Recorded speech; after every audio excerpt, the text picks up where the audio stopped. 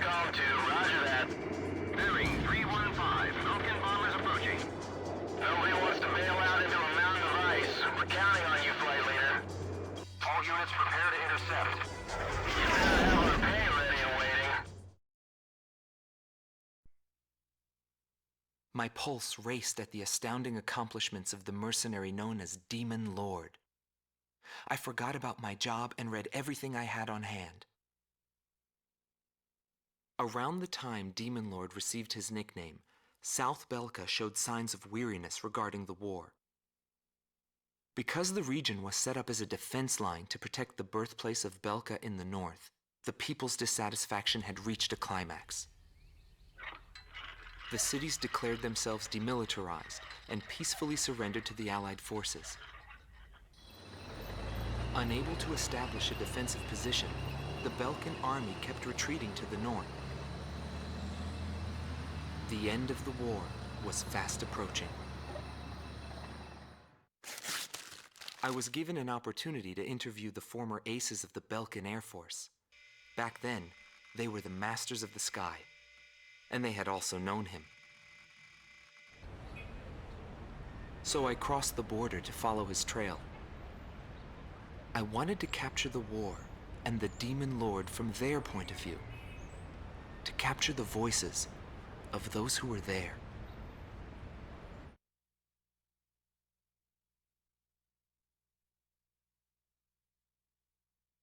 Indigo Team Commander, former member of the Belkan Air Force, 7th Air Division, 51st Tactical Fighter Squadron, Dmitri Heinrich, an ace whose precision and grace in flying earned him the title of Blue Heron. Today he has his hands full with the family business. Well, that day, right before I deployed, my airspace assignment was changed. Initially, my squadron was assigned to the stable Eastern Front. That was changed to Area B7R, the round table where casualties were recorded at a fearsome pace. It's also the place where I met him. It was just 2 planes, him and an Eagle. And yet our lead force didn't stand a chance against them. I could tell he was good, and it was going to be bad for us. But there was something else I noticed. He hesitated. A vulnerability that can be exploited. I was certain I would win. The pilot was still young. He had yet to master the rules of combat. But in the end, I was shot down.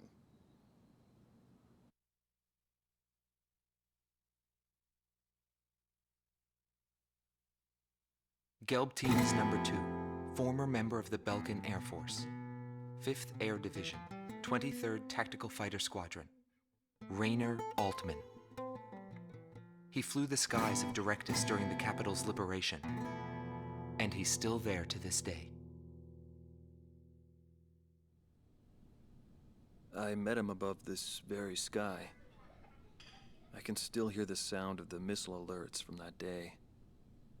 I received an order to fly to Directus on my way back from an intercept mission on the southern defense line. The order itself wasn't unusual. We kept being deployed from one mission to the next without receiving even the basic maintenance.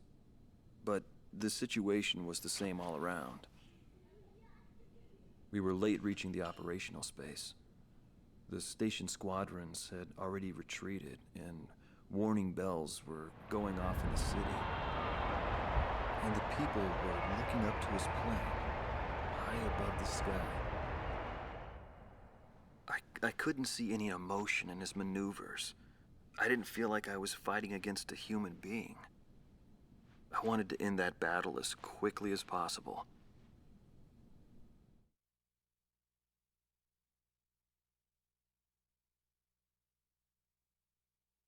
Silber Team Commander, former member of the Belkan Air Force, 51st Air Division, 126th Tactical Fighter Squadron, Dietrich Kellerman.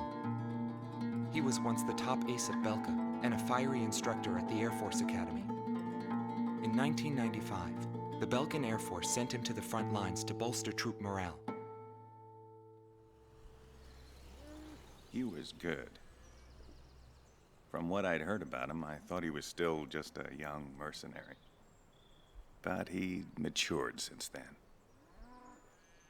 He still wasn't perfect, but I could see he had come a long way towards understanding the rules of combat. What's important on the battlefield is to let go of hate, to survive, and to adhere to the rules you've set for yourself. These are the rules I've taught my students. And when I saw him, I could tell my time was done. A new generation had inherited the sky. There was no more need for an old soldier like me. Every time I flew with him, his skill stood out. He was unstoppable. He was cool-headed and proud. A combat professional. Demon Lord fit him perfectly. Maybe the man was blessed by the goddess of war. Before long, everyone had taken notice of him. More and more would show up to watch him go off on sortie. Mercenaries or maintenance crew, it didn't matter. People wanted to burn his image to their memories. Hell, they weren't the only ones.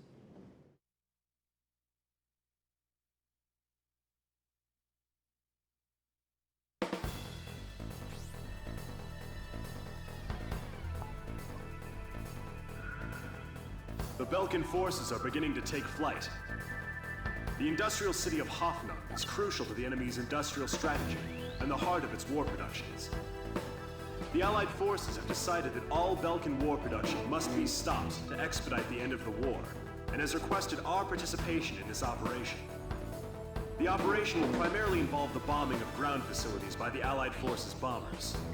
Your mission is to support those bombers and attack enemy facilities.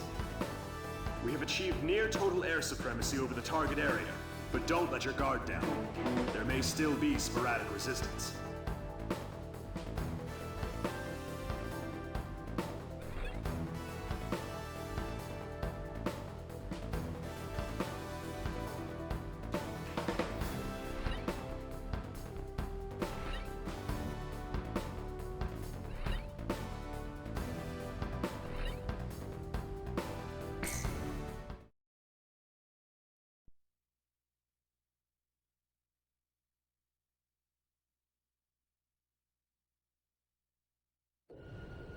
Column 2 to all units. I've confirmed a burning city up ahead. That must mean the bombing started. Cover the Allied bombers. Eliminate all ground and aerial threats. Let's move.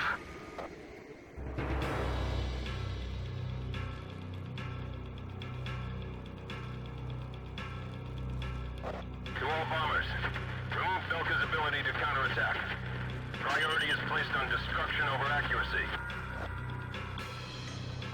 Dropping! Dropping! SAM destroyed! Initiate bombing sequence. Drop them all! Turn it to ashes. That's not enough. Drop more bombs! I thought they were on a precision bombing mission. They're just tossing bombs all over the place.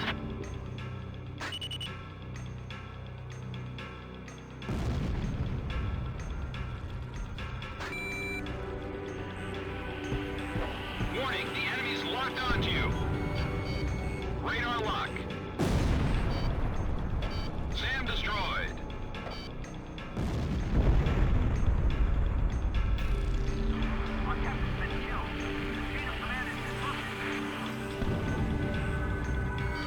Locked on. AA guns destroyed.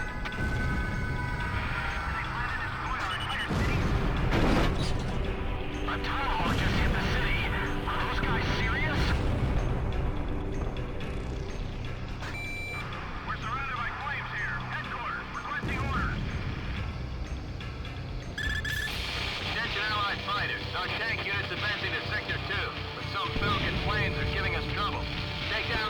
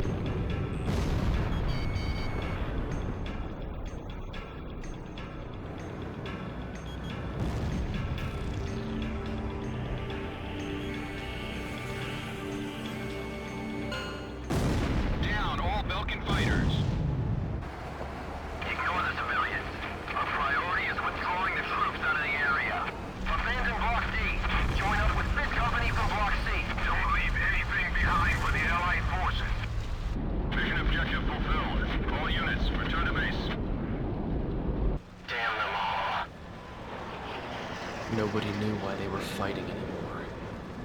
All I felt at that point was sadness for the world. That's why I...